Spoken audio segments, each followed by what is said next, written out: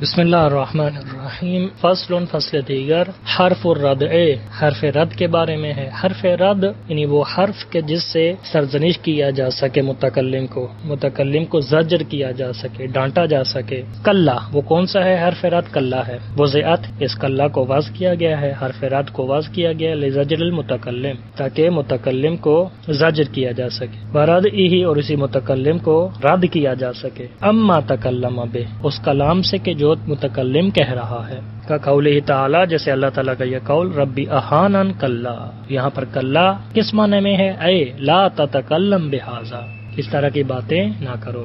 فإنہ لیس کذالک، کیونکہ ایسا نہیں ہے، اس طرح کی باتیں نہ کرو چونکہ ایسا ہے ہی نہیں۔ ھذا فی الخبر، یہ اس صورت میں جب خبر ہو، خبر کی صورت میں ہے۔ وقد یجیء بعد الامر ایذن، بعض اوقات امر کے بعد میں بھی کلا آ جاتا ہے۔ کما اذا قیل لک، جیسے کہ جب آپ کو کہا جاتا ہے اضرب زیدن، آپ زید کو مارو، فقلتا آپ کیا کہتے ہیں؟ کلا۔ اضرب امر ہے، اس کے بعد کلا، جواب میں آپ نے کلا ذکر کیا ہے، یعنی اوپر جو کہا نا ھذا فی الخبر یعنی جملہ خبریہ کے بعد کلا آتا ہے، لیکن یہاں پر جو جملہ انشائیہ ہے، اضرب جملہ انشائیہ ہے، اس کے بعد ہے کلا۔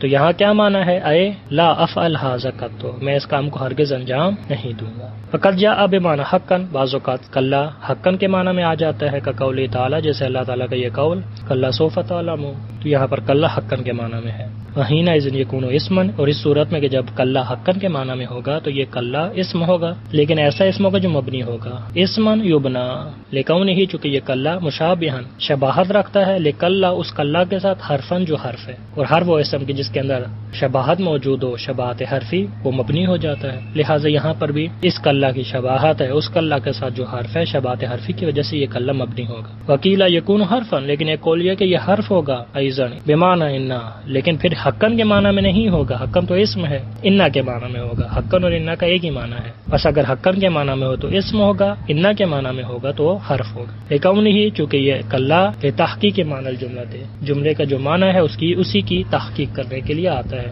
تو کلا بھی پھر وہی کام کرے گا، کلا حرف ہوگا۔ فصل دیگر التاء ساکنہ، تو تاء ساکنہ کے بارے میں ہے۔ وہیا یہ تاء ساکنہ تلحق الماضی، ماضی کے ساتھ ملحق ہوتی ہے، ماضی کے آخر میں آتی ہے، لتدل علی تانیث ما اسند الیہ الفعل، تاکہ دلالت کرے اس چیز کے مؤنث ہونے پر کہ فعل کی نسبت جس کی طرف دی گئی ہے۔ نحو جیسے یہ مثال ضربت ہند، تو تاء کو لگایا چونکہ دلالت کرے کہ فاعل اس کا مؤنث ہے۔ وعرفت مواضع وجوب الحاقھا، اور آپ پہلے پہچان چکے ہیں، جان چکے ہیں اسی تاء کو ملحق کرنے کے مواضع بھی واجب مواضع، کہ جہاں پر تا کو ملحق کرنا واجب تھا، لہٰذا اس کو یہاں ذکر نہیں کریں گے۔ وَإِذَا لَقِيَهَا سَاكِنٌ بَعْدَهَا، اور جب اس کے بعد تا ساکنہ کے بعد کوئی کلمہ آ جائے ساکن، وجب تحریکها، تو اس تا کو متحرک کر دینا واجب ہے، بالکسر کسرہ کے ساتھ، لأن الساکن اذا حرک بالکسر، چونکہ ساکن کو جب حرکت کی ضرورت ہوتی ہے، متحرک کرنا ہوتا ہے، تو اس کو متحرک کر دیا جاتا ہے کسرہ کے ساتھ۔ نحو جیسے یہ مثال قد قامت الصلاۃ، تو قامت تا ساکن تھا، الصلاۃ میں الف لام ساکن ہے، لہذا التقاء ساکنین تھا، لہذا تا کو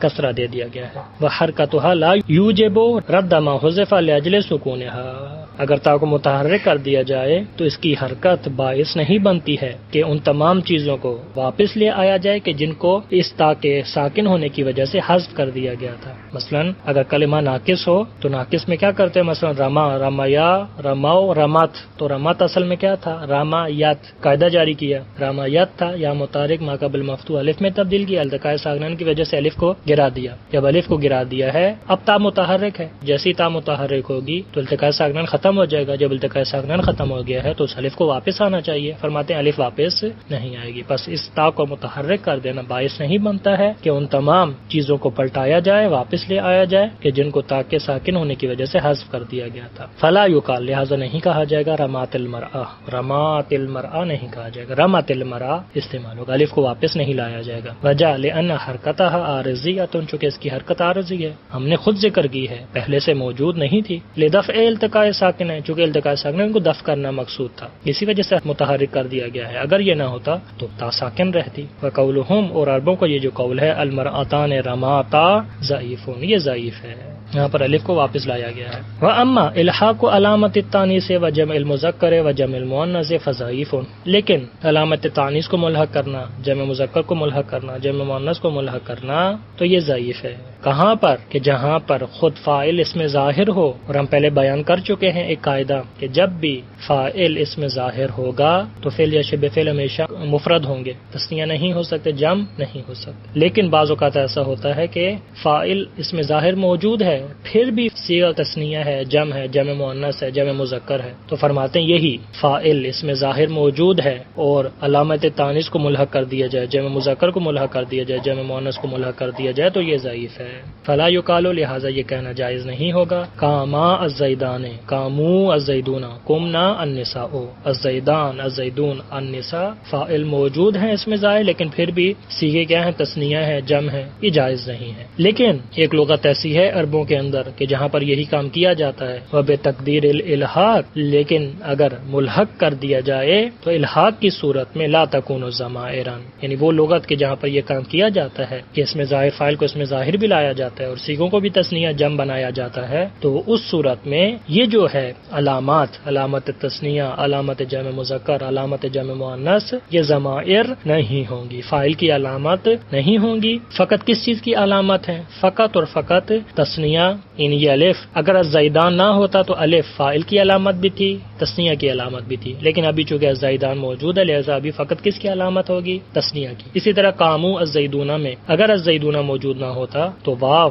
فاعل کی علامت بھی تھی اور جمع مذکر کی علامت بھی تھی، لیکن اب فقط جمع مذکر کی علامت ہے، فاعل کی علامت نہیں۔ اسی طرح قمنا النساء میں بھی اسی طرح ہے، یہ ضمائر نہیں ہوں گی، وجہ لئلا یلزم الازمار قبل الذکر، تاکہ لازم نہ آئے کہ ضمیر کو ذکر کرنا مرجع سے پہلے۔ کچھ مقامات ایسے ہیں کہ جہاں پر مرجع بعد میں ہوتا ہے، ضمیر پہلے ہوتی ہے، وہ 6 مقامات ہیں اور ان مقامات میں جائز ہے۔ اس کے علاوہ کسی بھی صورت میں جائز نہیں ہے کہ مرجع بعد میں ہو، ضمیر پہلے ہو، ایسا جائز نہیں ہے۔ اگر ہم یوں کر دیں کہ قاما الزیدان میں یہ الف تثنیہ فاعل کی علامت ہے، ضمیر ہے، تو اس صورت میں اس کا مرجع کون ہوگا؟ بعد والا زیدان مرجع ہے، بعد والا زیدون مرجع ہے، بعد والی النساء مرجع ہے ان ضمیروں کا، تو جب ایسا ہوگا تو ضمیر پہلے ہوگی اور ان کا مرجع بعد میں ہوگا اور یہ جائز نہیں ہے۔ بلکہ علامات، یہ علامات ہوں گی دالۃ علی احوال الفاعل، فاعل کے احوال پر دلالت کرتی ہیں۔ فاعل کس قسم کا ہے؟ فاعل تثنیہ ہے تو اس کے تثنیہ ہونے پر دلالت کریں گی، فاعل جمع ہے تو اس کے جمع ہونے پر دلالت کریں گے، اور فاعل اگر مؤنث ہے تو اس کے مؤنث ہونے پر دلالت کریں گے۔ قطع التانیث، جیسے تائے تانیث ابھی ذکر کیا، تائے تانیث کیا کرتی ہے؟ فقط فاعل کے مؤنث ہونے پر دلالت کرتی ہے، خود فاعل پر دلالت نہیں کرتی ہے۔ فصل دیگر، فصل التنوین، تنوین کے بارے میں ہے۔ نون ساکنۃ، تنوین کسے کہتے ہیں؟ نون ساکنہ کو کہا جاتا ہے۔ تتبع، جو تابع ہوتی ہے حرکت آخر الکلمہ، کلمے کے آخر جو حرکت ہے اس کے تابع ہوتی ہے، جیسی حرکت ہوگی ویسے ہی نون ہوگی۔ اگر مثلا ضمہ ہے تو ایک ضمہ کا اضافہ کر دیا جائے گا، اگر ایک مثلا کسرہ ہے تو ایک کسرہ کا اضافہ کر دیا جائے گا، اگر ایک مثلا فتحہ ہے تو ایک فتح کا اضافہ کر دیا جائے گا، اسی حرکت کے تابع ہوگی یہ نون ساکنہ۔ ولا تدخل الفعل، یہ فعل پر داخل نہیں ہوتی، وہی خمسۃ اقسام، اس کی 5 قسمیں ہیں۔ الاول، پہلی قسم تنوین کی، للتمکن، جس کو تنوین تمکن کہا جاتا ہے۔ وہی ما تدل علی ان الاسم متمکن،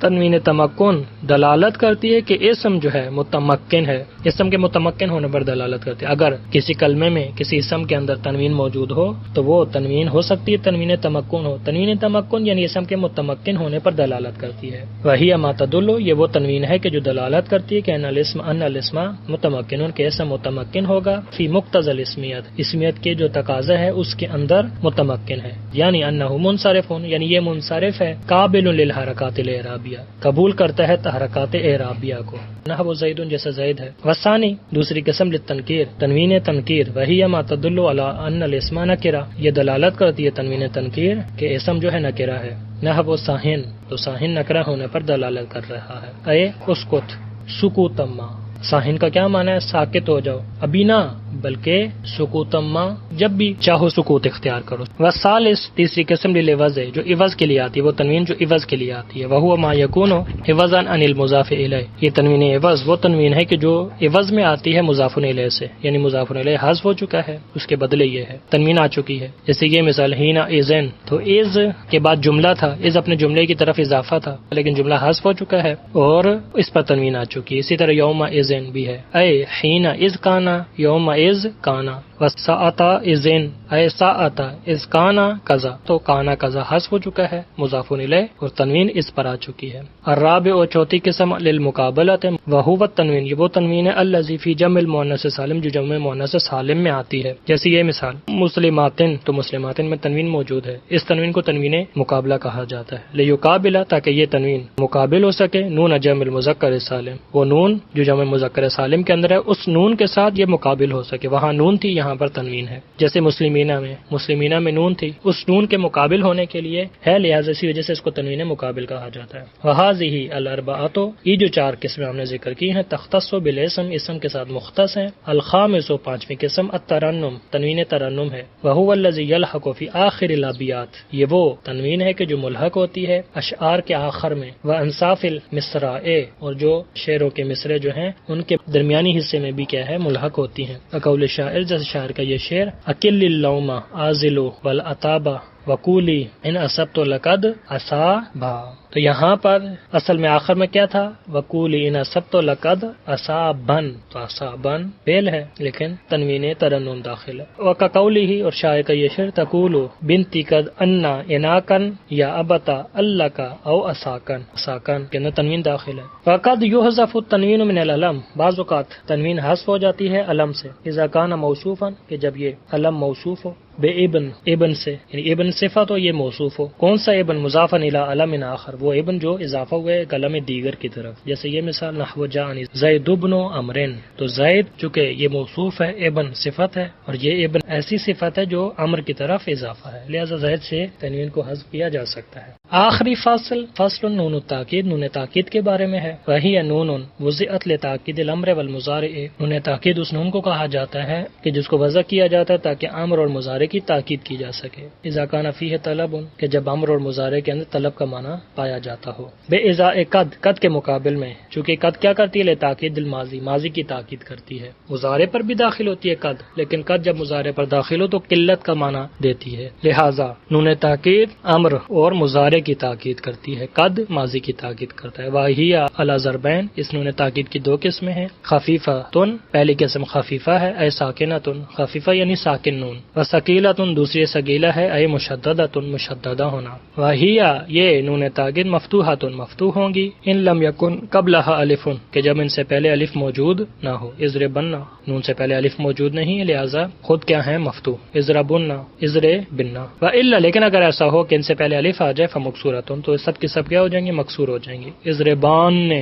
اضربنان نے، تو یہ مکسور ہے، خود نون مکسور ہے۔ وتدخل علی الامر والنہی والاستفہام والتمنی والعرض جوازا، یہ نون تاکید داخل ہوتی ہے صیغہ امر پر بھی، صیغہ نہی پر بھی، صیغہ استفہام پر بھی، صیغہ تمنی پر بھی اور صیغہ عرض پر بھی، سب پر داخل ہوتی ہیں جوازن، لیکن یہ داخل ہونا جائز ہے۔ لأن فی کل منہا طلبا، چونکہ ان سب کے اندر، ان میں سے ہر ایک کے اندر طلب کا معنی پایا جاتا ہے، جیسے یہ مثال اضربن امر کی مثال ہے، لا تضربن نہی کی مثال ہے، ہل تضربن استفہام کی مثال ہے، لیت تضربن تمنی کی مثال ہے، الا تضربن عرض کی مثال ہے۔ وقد یکون نون علی القسم میں وجوبا، اور بعض اوقات نون داخل ہوتی ہے قسم پر واجب، وجوباً ہے، داخل ہونا واجب ہے، لوقوع القسم، تاکہ قسم واقع ہو، علی ما یکون مطلوبا، اس چیز پر کہ جو مطلوب ہے، للمتکلم، متکلم کے لیے غالباً، غالب طور پر، اکثر طور پر، یعنی نون کا داخل کرنا قسم پر واجب ہے۔ کیوں واجب ہے؟ کیونکہ قسم واقع ہوئی ہے اس چیز پر کہ جو مطلوب ہے متکلم کے لیے غالباً، فارادہ ان لا یکون آخر القسم خالی عن معنی تاکید، لہذا متکلم نے ارادہ کیا ہے کہ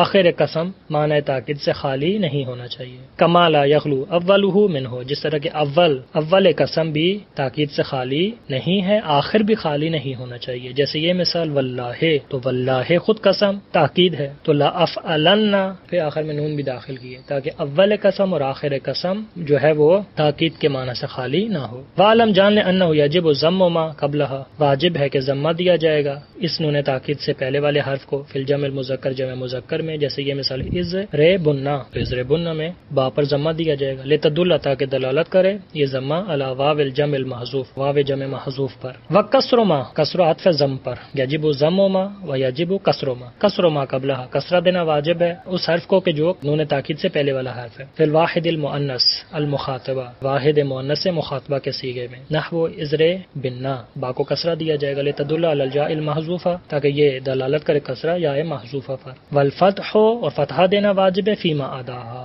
ان صیغوں کے علاوہ باقی جتنے بھی صیغے ہیں سب کے اندر نون تاکید سے پہلے والے حرف کو فتحہ دینا واجب ہے۔ بس تین صورتیں، یا تو ضمہ دینا واجب ہے نون تاکید سے پہلے والے حرف کو، وہ جمع مذکر ہے، کسرہ دینا واجب ہے نون تاکید سے پہلے والے حرف کو، وہ واحد مؤنث مخاطبہ ہے، اور فتحہ دینا واجب ہے ان دو صیغوں کے علاوہ، جمع مذکر اور واحد مؤنث مخاطبہ کے صیغوں کے علاوہ تمام صیغوں میں فتحہ دینا واجب ہے۔ اما لیکن فی المفرد، مفرد کے اندر، فلأنہ لو ان ضمہ لالتبس بالجمع المذکر، لیکن مفرد کے اندر اگر ضمہ دے دیا جائے لالتبس بالجمع المذکر تو جمع مذکر کے ساتھ یہ مشتبہ ہو جائے گا، معلوم نہیں ہوگا کہ یہ جمع مذکر کا صیغہ ہے یا مثلا مفرد کا صیغہ ہے۔ ولو کسرہ، اور اگر کسرہ دے دیا جائے لالتبس بالمخاطبہ تو یہ واحد مؤنث مخاطبہ کے صیغے کے ساتھ مشتبہ ہو جائے گا، لہذا فتحہ دینا ضروری ہے، واجب فتحہ دے دیا جائے گا۔ واما فی المثنى، لیکن تثنیوں کے اندر، وجمع المؤنث اور جمع مؤنث کے اندر، فلأن ما قبلها الف، چونکہ ان سے پہلے الف ہے، نون تاکید سے پہلے الف موجود ہے، جب الف موجود ہے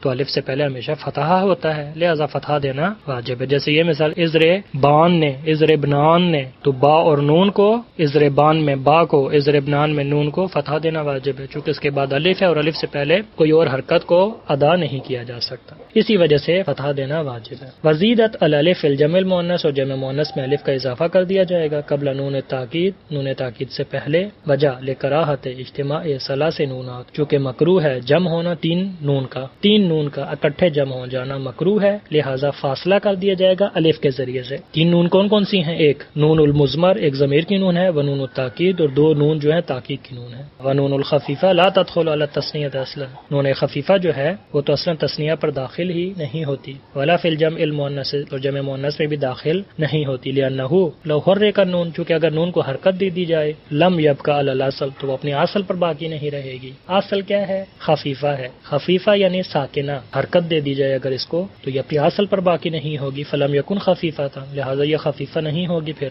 وَإِنْ أَبْقَوْهَا ساکنہ، اور اگر ان کو باقی رکھا جائے، اس نون خفیفہ کو باقی رکھا جائے ساکنہ، ساکن طور پر، فَيَلْزَمُ التقاء الساکنین علی غیر حدہ، تو التقاء ساکنین لازم آئے گا علی غیر حدہ۔ التقاء ساکنین کی دو قسمیں ہیں، التقاء ساکنین علی حدہ، التقاء ساکنین علی غیر حدہ، وهو غیر حسن، اور التقاء ساکنین علی غیر حدہ حسن نہیں ہے، اچھا نہیں ہے، جائز نہیں، لہذا یہاں پر ہم نون خفیفہ کو داخل نہیں کر سکتے۔ الحمدللہ رب العالمین، اور تمام تعریفیں اس خدا کے لیے ہیں کہ جو عالمین کا رب ہے، دونوں جہانوں کا رب ہے۔ وصلی اللہ علی خاتم النبیین، اور درود و سلام ہو ہمارے خاتم آخری نبی رسول اکرم پر، و سید الوصیین، اور وصیین میں سے جو سردار ہیں ان پر۔ کتاب ہدایہ ہماری مکمل ہو چکی ہے، اور میں جو بھی ان دروسوں کو سن رہے ہیں ان سے گزارش کروں گا کہ دقت کے ساتھ اس کتاب کو حل کریں، اگرچہ کہ ہم نے بہت تیزی سے اس کتاب کو پڑھا ہے، فقط عبارت کے مطالب کو حل کیا ہے، اگرچہ باتیں بہت مفصل تھی لیکن ہم نے ان مفصل باتوں کو نہیں چھیڑا ہے، جہاں پر